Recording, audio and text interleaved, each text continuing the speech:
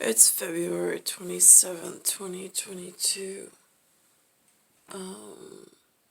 I'm watching something called 60 Minutes, which I don't normally watch, but with Lester Holt. Could talk about controlling the conversation of things that are not supposed to be known in North America by the whatever, with some false king on a calendar and a whole lot of people that are just keep perpetuating and fostering all the wrong behaviors. They did some energy grid studies. They came out with a 9 and a 55,000. It's the only thing I need to mention. They put them in reports. They submitted them to the U.S., which if they submit them to the U.S. at this point, does that mean that the UN automatically is involved? Because I'm pretty sure there's a whole lot of outsiders that don't need that level of substation spracha. It becomes really difficult. Now here they say that like 3,300 electric companies, private, are involved, but there's not necessarily one agency. They mentioned 3 letters, DOE. In my local New York area, it's really, I put up what it looks like is running DOE, but they make DOE in New York City, Department of Education. Department of Energy is a lot more of a, should be a secured facility. I don't understand why I'm standing in or on a planet in 2022 after 4 decades of just people had responsibilities and whatever. Here we are. But there's still some kind of whatever. And the moon's gone. There's no longer a moon in the sky in New York. So here we are. This is what comes through the porthole or the television on this evening. The Secretary of Energy has said Russia could do the same thing here. In the report we did. Now, do we just make Russia the big bad guy? Like, I mean, oh, those bad guys. Like, I mean, everybody always needs an enemy, but it makes it really difficult when your last name is Cattaruzza. Because a 2 Z's in a 22 turned to like 55s looks like 2 S's. You're missing an I, and it's just sweet. And then it becomes like, wait, what? In a kind of, sort of, but not really. Power system. We did argue that we needed an organization, probably DOE and Department of Homeland Security. Whoa, we have a Terminal movie and that was created in 2004 alerting in big that the terminal over here is having problems with some U.S. Custom Border Patrol and some leisure company with some sports contracts and universal education for some college kids, that they're passing forward in some generational wealth and preparing for the terrorists' kids to now get better lives and better education, and they have a future here in North America. I seem to have been painted out somehow for who's involved. Systematically look at all the kinds of vulnerabilities we have and then begin to figure out who could address each. In this time period, by the way, there is still greenback money system of a few European-looking white men who have ancestors on these lands, and there's still a rock monument wall, and there's a place called Washington, D.C., that has some significance with the Masons, the builders, and some guild. I really have not been able to communicate with humans and find out more than that. In terms of resilience issues, there's nobody in charge. I mean, now, this is the man who knows the answers. I feel his pain. There's no single entity that has responsibility for everything. The U.S. And then he's reporting it to Lester Holt, a reporter who is now controlling the conversation and now has been enlightened as to secure information that could impact us in a really massive disaster way. But here we are. At why are there sports arenas, sports schedules, athletes? Why are there Olympics? Why are there training facilities? Why is there investing in their future, their careers, and now planning for their children, forgetting about everybody important? Talking about hotels in faraway places, transportation, all sorts of stuff, all sorts of planning going on. And yet, the most important structures and features are going completely overlooked. I'm just curious where the symbolism tie in with my natural state of affairs and care has been since I arrived in 1978. For those at Cosmic Nursery in astrological programming and in doctrine. For U.S. electric grid is prioritize. the largest machine in the history of mankind. It is a marvel of modern engineering. No one person owns or controls it. It's actually 3,000 different companies, both public and private sector, that own or operate little pieces of the electric grid. Who we're not naming at the moment, considering management is having trouble with the children of Earth as they roam around. It feels like unchecked for 8 decades. Mike Mabee is an Iraq war vet, a former cop, and a self-taught grid security expert. By day, he works for the government. In his spare time... Which government? Is it the U.S.? Is it the one that speaks to the UN? Who's having a couple of issues? I don't understand why there's not more or tighter security.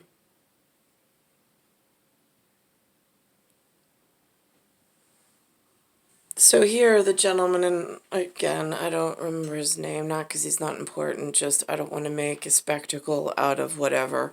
And somebody's watching, this gentleman, veteran, he's watching it, he taught himself about the electrical grid, he's watching reports, he's doing home protection as expected or as advised or whatever.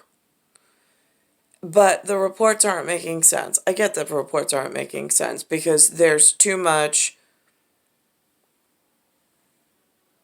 jobs that while everybody's busy on their phone and on their remote and planning their next vacation and what their kids are going to eat at college and like they're not even pregnant yet.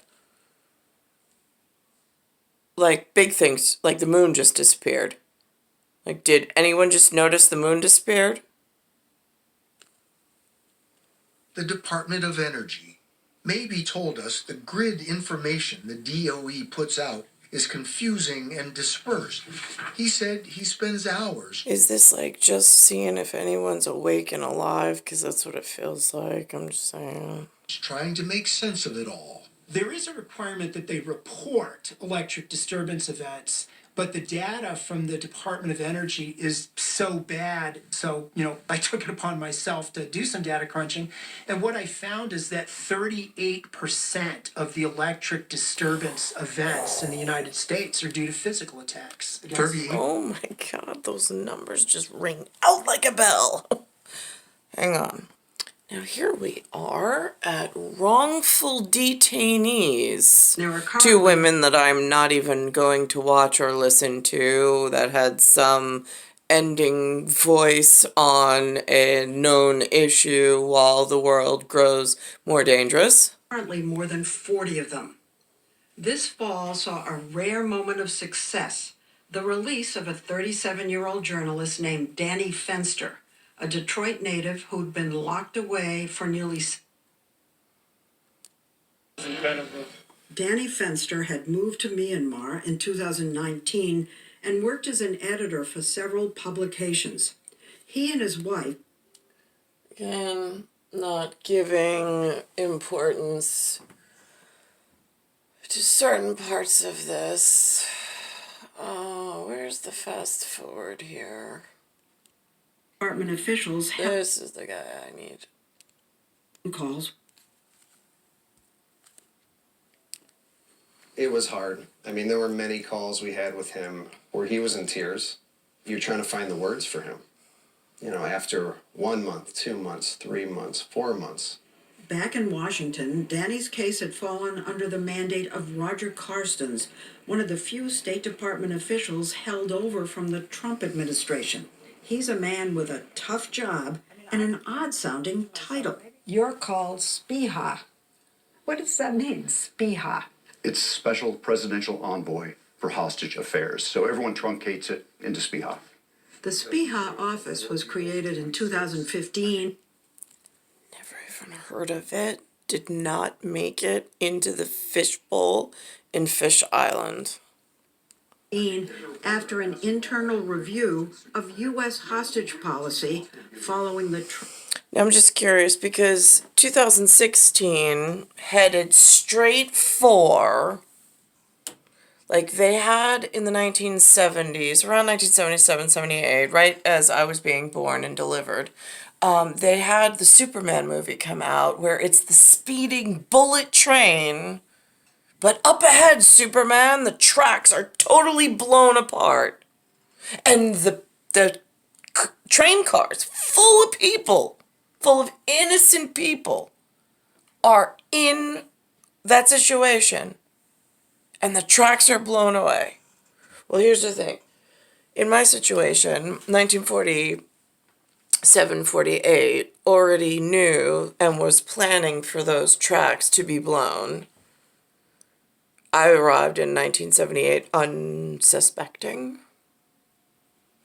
I'm living 1 decade waiting for help, 2 decades waiting for help, 3 decades waiting for help. By the 4th decade now, people have known on the way in that that track is blown and it's not going to fix itself. And guess what happens in the I don't give a shit department?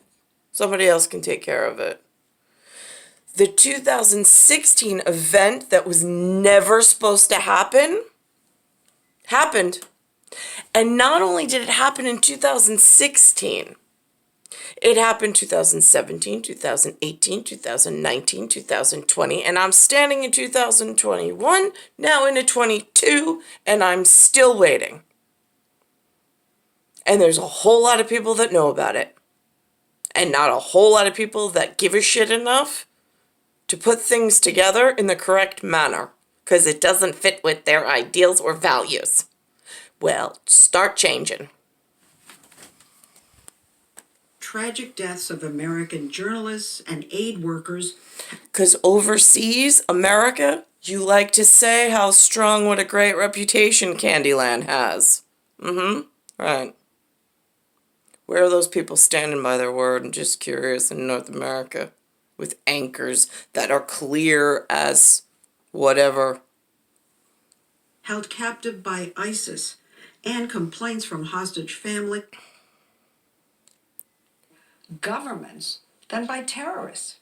I know that is surprising, isn't it? The majority of our cases are actually what we call wrongful detentions. It's when a nation state actually is detaining an American essentially unjustly. That government wants something in return for our citizen. They want to use that person for political leverage. They want to use them as a bargaining chip. It's something. What happens if there's a situation, a known situation, where there's just one guy who wants his one gal, and they don't want to have to go into Storyland. They don't want to have to go talk to Candyland. They don't want to have to go talk to the Department of Education. They don't want to have to go talk to the energy grid. He just wants her. She wanted to go with him, and they wanted to avoid at all costs with humans, with their alien superpowers. They wanted to just build that one little bit of track and just leave and have when the train came by, just like as if nothing ever happened. Instead of leaving me here, this coming out and carloads full of people that nobody cared enough about to try to save. Something that people don't know about, they don't think about very much. Washington Post reporter and Iranian-American Jason Rezaian was a wrongful detainee himself, imprisoned for a year and a half in Iran, where he'd been living as the paper's bureau chief. He was freed as part of a prisoner swap in 2016. Holding Americans right now. Iran, which is sort of the perennial hostage taker. China, who has more than anybody else. Russia, Venezuela. Does our government... Interesting.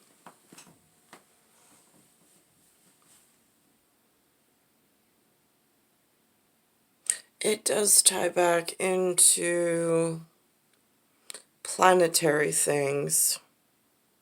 The nation states. What is a states department? Especially when over here they call us the states. I don't know what they call other things or other people. We think that we're the only states. There's only 48 of us. Or at least that's what the North Americans have been broadcasting. They didn't tell us any other states exist. They call everybody else something else completely different. And have a stern policy against quid pro quos. That's a hard question to answer, and here's why. There are things that to give in would actually either provide an incentive or a benefit to the hostage taker. And so my job is to start becoming creative. What else can we possibly do to solve this problem without giving a direct concession? Prisoner swaps. Taking the innocent American and swapping him for a guilty criminal. We've done that. If there's a way I can get someone out that doesn't involve... That would have been a really great idea. I'm pretty sure someone else thought of it. I think someone tried it, whatever time frame that was, or wasn't. It just failed. It also happened to fail at a really high-level audit, which is really frightening, because that's like the emergency brake system Superman relies on with his super powerful team, who essentially just was like, they waited, what, to the last minute, and then just let the whole train car just fall off in a pile up, and now it's just piling up. All the swap much better.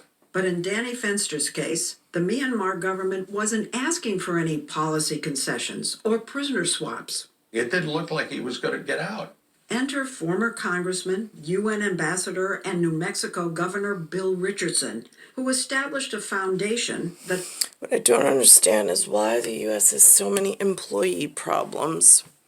Can't they shift whatever they need to, give them a microphone over in one section and let the megaphone people have the other section and keep things neat and tidy, even within a theoretical, it exists, but it's a dance?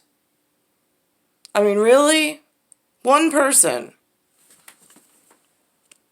that facilitates the delivery of humanitarian aid and engages in hostage negotiating, his long-time, sometimes controversial specialty. How you feeling? He had a long history with Myanmar and was concerned about a local form. I'm not going through this. Occasions where I said, we have a current line of effort. I'm feeling pretty good about this. Can we hold off a little bit? Richardson. That's about all I want from that sample story. Hang on. Alright, we got Late Show, Stephen Colbert. Wow, those sunglasses look really familiar at Aviators. Come on! The CBS Evening News. Now watch this new movie they came out with. CBS.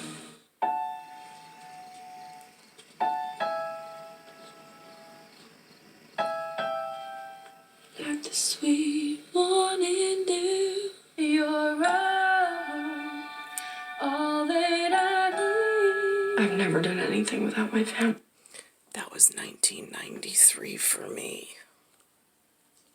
before. To get by. Coda, rated PG-13, now streaming exclusively on Apple TV+. But instead of happily ever after and fixing some stuff with the girl with the pearl earring, who has a painting hanging somewhere in the correct area, looks kind of like this, kind of like what I looked like before, whatever. Instead, here I am.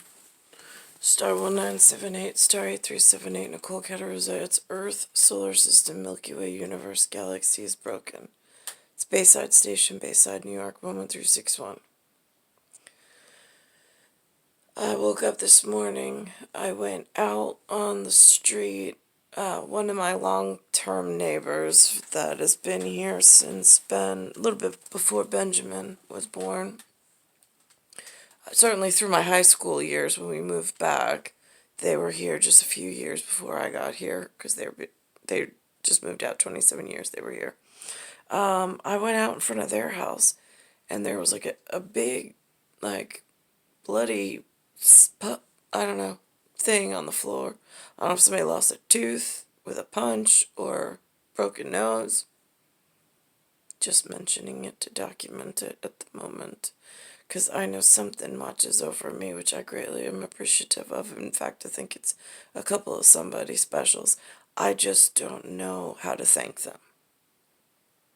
Star 1978, Star 8378, Nicole Cattaruzza. It's Earth, Solar System, Milky Way, Universe. Galaxy is broken.